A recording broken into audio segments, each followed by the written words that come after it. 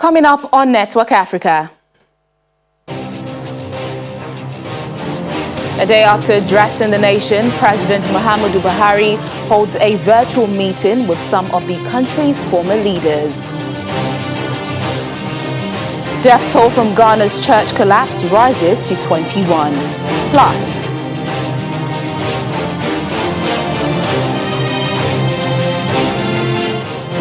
Libya's warring factions sign a permanent ceasefire deal in Geneva.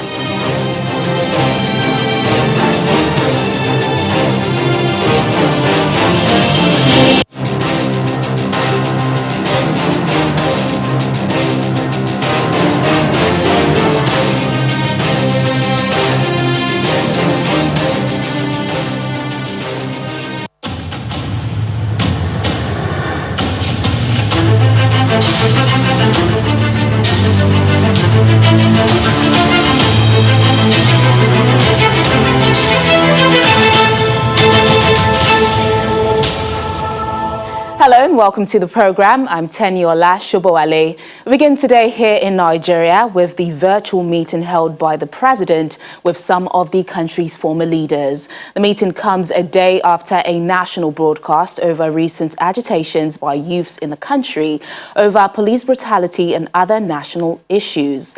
Some of those who participated virtually include Generals Yakubu Gowon, Olusegun Obasanjo and Abdulsalami Abubakar. Others are Dr. Goodluck Jonathan and Chief Ernest Shonekan. Those physically present at the council chambers with the president include Vice President Yemi Osinbajo, Secretary to the Government of the Federation, Boss Mustafa, and Chief of Staff to the President, as well as the National Security Advisor. Others include the Chief of Defense Staff, Inspector General of Police, Director General, Department of State Services, and Director General, National Intelligence Agency. Meanwhile, the Nigerian military has been reacting to the shooting at the Lekki Toll Plaza in Lagos on Tuesday. At a news conference in Abuja, the coordinator of the Defense Media Operations, Major General John Eneche, says the incident is being investigated by relevant authorities. I tell you that it is an accusation from now. But from all the responders, people that are supposed to respond that constitutionally and by every right, what are their responses? So, and now, let us not set the cat before the horse. That is point number 2. If the thing was still open-ended, I could have had a response for you. But now that it's no longer open-ended, immediately, not up to 5 hours, before midnight, the governor of Lagos State set up an inquiry. Whatever I say now, whatever we say, it's not going to be fair to that panel or the commission set up. So just be patient. So that is my take. My take is that be patient. It is now in the court of what? In the domain where they will come out with the best. Otherwise, I will tell you that they are already mindsets. And that was why my release of last week, Thursday, after you left here, cautioned against people, fifth columnists, people who already mindset. Otherwise, let me talk to you now as a Nigerian, we are all monitoring. We have accepted 555. Police has acted yet. And then look at Lagos. Go and read the police press release. How many of you got it? All the damages they have done. Even the protesters themselves are no longer safe. So what is the situation? Who is killing who? So that is my response to you. And I will say that for now, don't take any response from me that yes, we did it, no, or no. But more or less from what I can see, from all the evidences, as a general, I will tell you that it may not be true. Security expert Chidi Nwaunu joins us now to discuss more on this. Chidi, thank you so much for joining us on Network Africa. Good afternoon. Thank you for having me. The military has branded the reports that it was responsible for the shooting at the Lekki toll gate as fake news. And you heard there just now saying an investigation is ongoing. It's been 3 days since that shooting on protesters. Are we likely to get any answers soon as to who did it? And isn't it risky that we still don't know why and how this happened?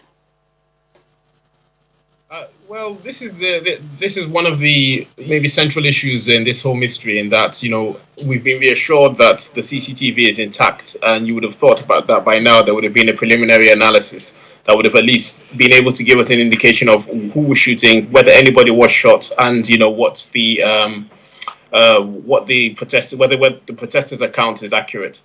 Unfortunately, that's not the case. So we're left with a lot of facts or rather a lot of information, but very little fact. And there's a lot of fake news, a huge amount of fake news and misinformation being circulated by multiple sides, which make it very difficult for you to discern what happened. We do know, the only fact that we do know is that something happened at Lekki. People opened fire. We don't know who these people are for sure. We don't know who gave the order, and we don't know the number of casualties. What happened to what happened to the bodies of the dead, if there were any dead. So there's a lot of mystery, and you would expect that 3 days after the fact, if CCTV was available, we'd have at least a basic timeline. But that's still not being forthcoming.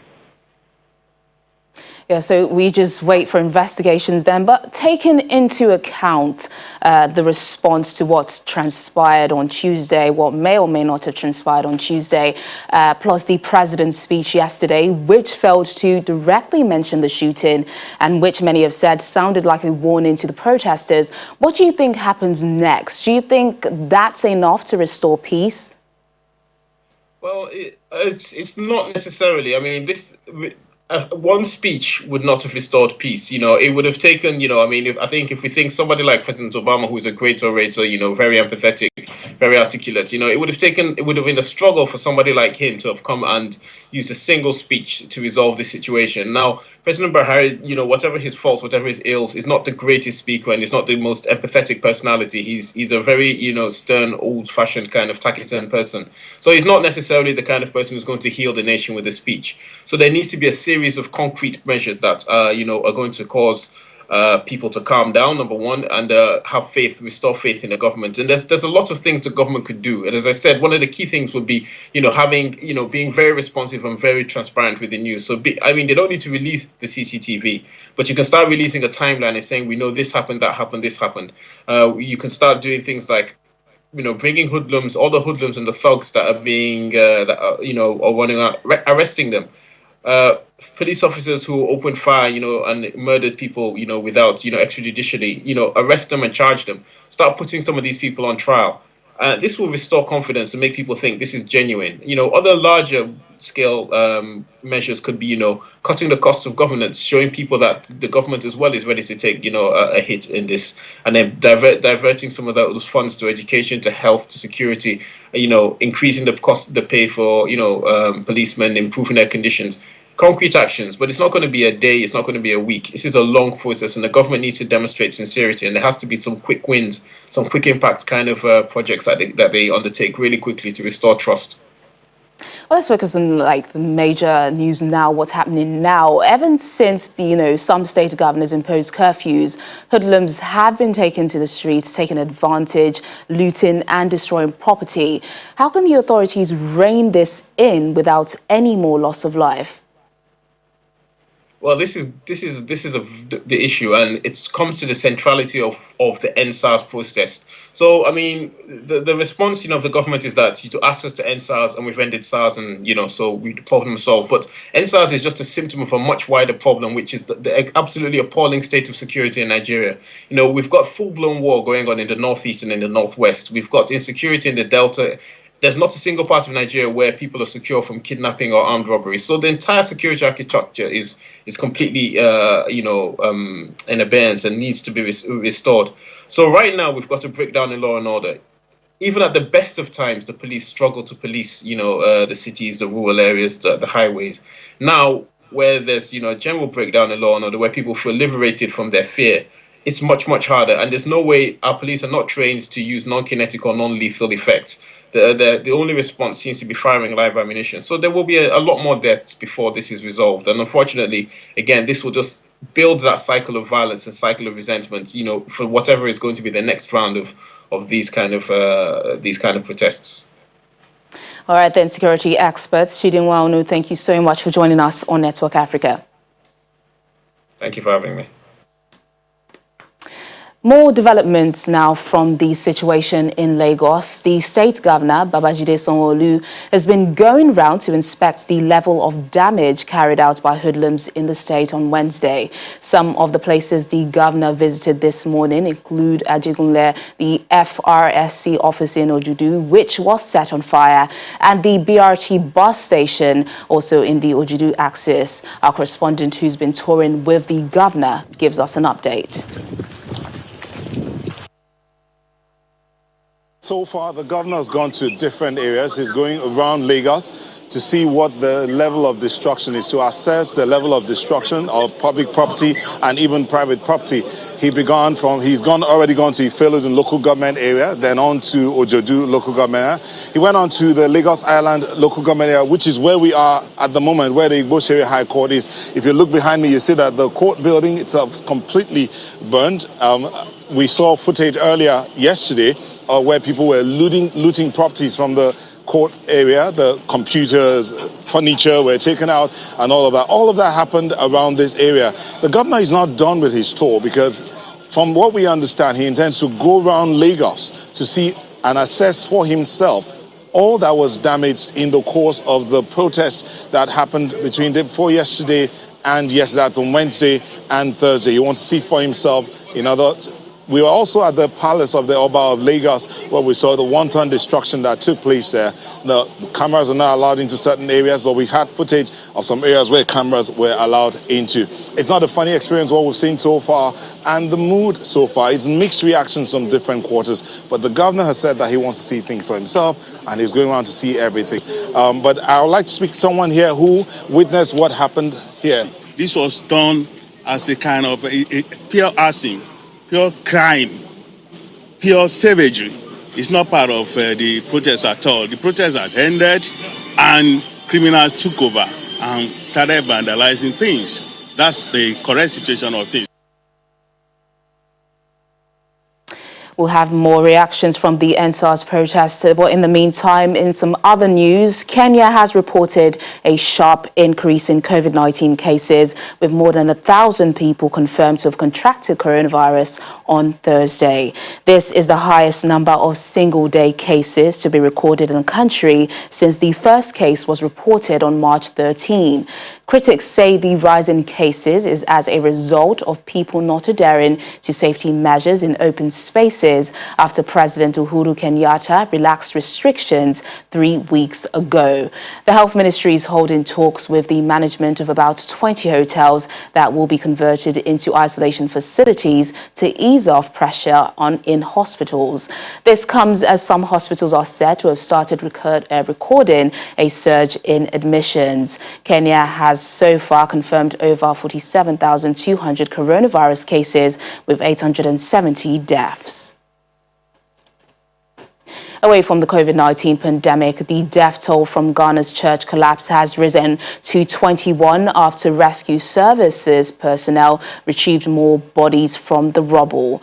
The church, located in Akia Batabi in the east of the country, collapsed as congregants were praying earlier in the week. President Nana Akufo-Addo on Thursday sent condolences to the bereaved families, with the death toll at that time standing at 15. Meanwhile, the pastor in charge of the Church of Prosperity, Akwa Isaac, is in police custody to assist with investigations.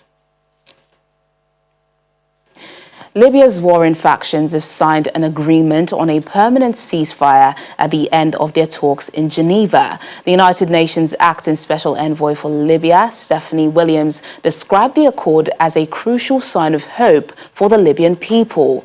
Addressing the ceremony, Ms. Williams adds that the hard work ahead will be implemented implementing the terms of the agreement. The internationally recognized Libyan government in the capital Tripoli and General Khalifa Haftar's faction in Benghazi have signed several ceasefire deals since the toppling of Colonel Gaddafi in 2011. Still to come on the program. Preliminary results of Sunday's presidential election in Guinea indicates that President Alpha Condé appears set for a first-round victory. Details in a moment. Stay with us.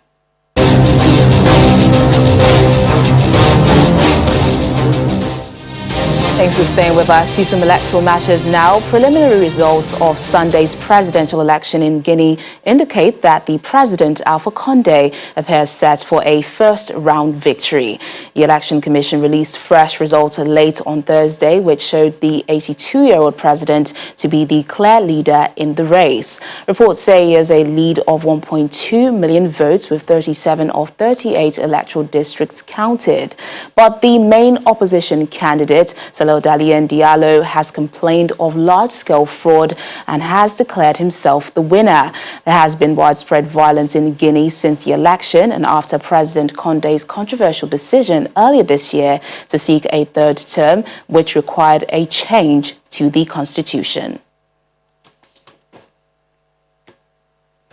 Meanwhile, two members of the Independent National Electoral Commission of Guinea, Elian Silla and Diogo Balde, have both quit, citing ongoing falsification of results to favour the third-term bid of incumbent Alpha Condé. The two commissioners say their integrity and clear conscience will be compromised if they continue to be part of a process that will, in their words, steal the mandate of the people of Guinea. They also cited the ongoing violence and killings of innocent people as protests continue against partial results being released by the Electoral Commission. While Côte d'Ivoire's opposition has rejected the government's plan to reform the Electoral Commission ahead of next week's election, it maintains that it will boycott the election. President Alassane Ouattara is vying for a controversial third term, and his candidature has caused unrest in the country. The United Nations has expressed concern over ongoing violence that has in recent days left at least 7 people dead and more than 40 injured. The two main opposition candidates, former President Henry Konan Bédié and former Prime Minister Pascal Affi N'Gassan, announced the boycott earlier in the month. They asked their supporters to block what they described as an electoral coup. Let's head back here in Nigeria now. More reactions to the NSAS protest. The International Criminal Court says it has received reports of crimes during the demonstrations in Nigeria and is monitoring developments. This was disclosed by the court prosecutor Fatou Bensouda in a statement shared via the ICC Twitter handle. Mrs. Bensouda says, quote, "My office has been closely following the events around the current protests in Nigeria and the reaction of Nigeria's law enforcement and security agencies. Any loss of life and injury is concerning. We have received information alleging crimes and are keeping a close eye on developments. In case violence escalates and any indications arise that Rome Statute crimes may have been committed," end of quote. The Socio-Economic Rights and Accountability Project had on Wednesday said it sent a petition to Mrs. Bensouda urging her to promptly investigate reports that Nigerian authorities, military and some politicians have used and are using thugs, soldiers and security agents to intimidate, harass, attack and kill NSAS peaceful protesters in several parts of Nigeria. Well, let's join former ICC prosecutor, Mr. Charles Adeogun Phillips. Thank you so much for joining us on the program. Thank you for having me. Just speak to us about the implications of this statement from the ICC after receiving reports of crimes during the NSAS protest here in Nigeria.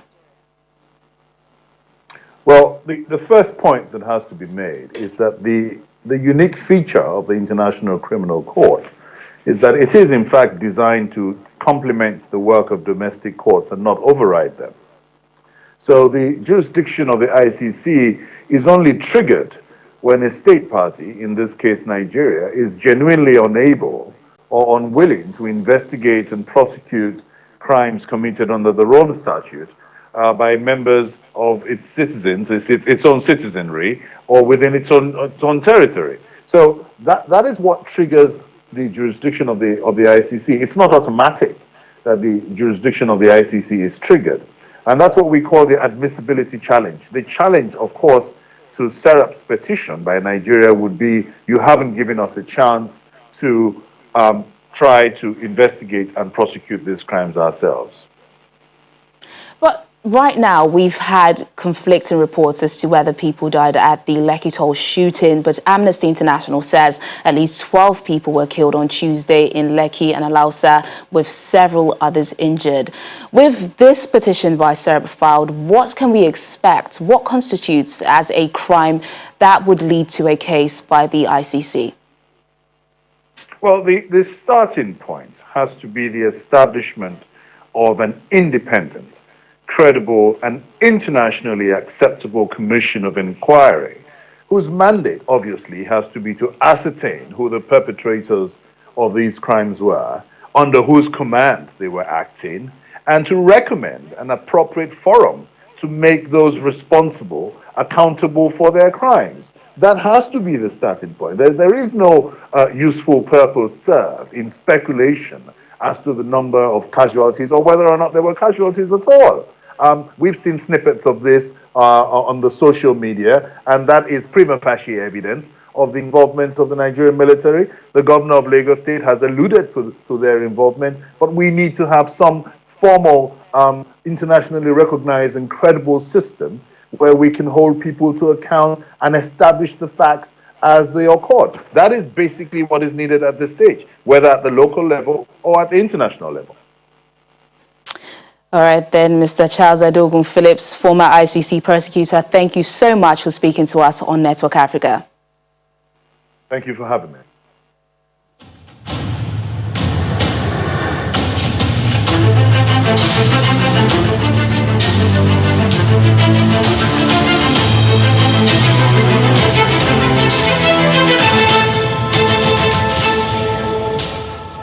And that's the program today. Thank you so much for watching. I'm Teniola Shobowale. Have a lovely weekend.